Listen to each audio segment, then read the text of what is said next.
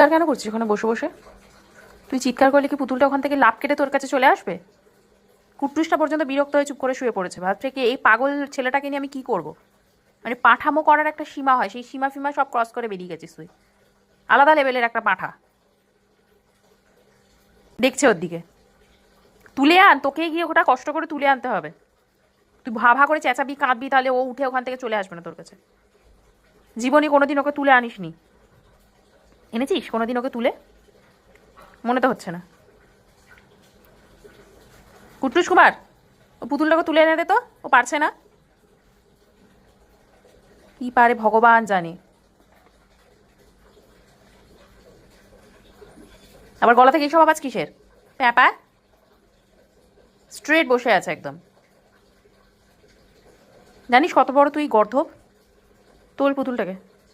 কানটা যে কান আছে, কানটা ধরে টেন। আবার কি পাচ্ছিস না? আমি পারবো না, আমি তো পারবোই না। আমি এখান থেকে গিয়ে ওকে, আমি পারবো না। সব ব্যাপারে কথা নেই, বার্তা নেই, শুধু ঝগড়া। আমি এখান থেকে উঠে গিয়ে ওকে ওখানে পুতুলটা তুলে দেবো। আমার খেয়ে আর কোনো কাজ নেই।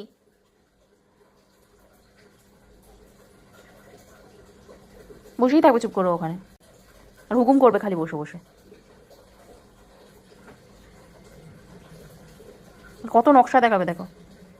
হ্যাঁ, পড়েই যাচ্ছে, পারছেই না।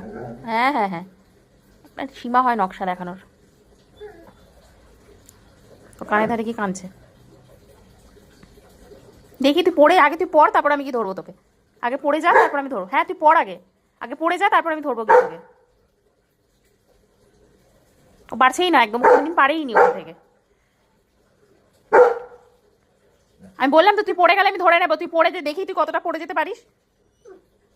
ওখানে গিয়ে সাইডে গিয়ে ধারে দাঁড়িয়ে হাত পা করছে, ও পড়ে যাবে। তোল, নিয়ে আয়, আজকে নিয়ে আসবে তুই।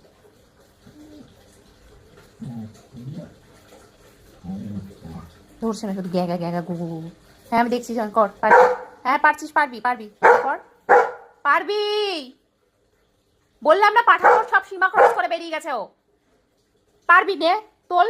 কুট্টুস ওখান থেকে পারে, তুই পারছিস না। এই কুট্টুস, ওকে দেখা তো কিরম করে পুতুলটাকে টেনে আনতে হয়। সত্যি জীবনে কোনোদিন আনিসনি তুই। ঝগড়া করার লেভেলটা দেখছিস? আমি এখান থেকে উঠবো না, তুই চেঁচা যা ইচ্ছা কর, তুই নিজে আনবি। হুকুম আলাদা জায়গায়। এবার ওকে হুকুম করা শুরু করেছে। ও আস্তে আস্তে চলে আসবে তোর কাছে। হেঁটে খাবো না, সব করে দিতে হবে ওকে। করতে থাক, করতে থাক, কতক্ষণ চেঁচাতে পারিস দেখি। শিয়াল হয়েছে, মাথা তুলে রেখেছে উপরের দিকে। শিয়ালের মতো বুদ্ধি তো নেই, বড়দের মতো বুদ্ধি।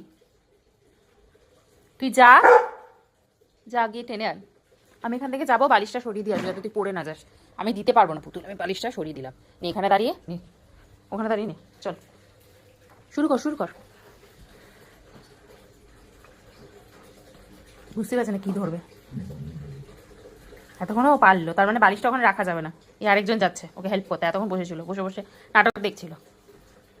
আর টানতে পারছে না, পুতুল অর্ধেক ঝুলছে, ওরা আর টেনে আনতে পারছে না। কি কষ্ট বাবা, কষ্ট। নো আটকে গেছে, দাঁড়া দাঁড়া দাঁড়া দাঁড়া দাঁড়া।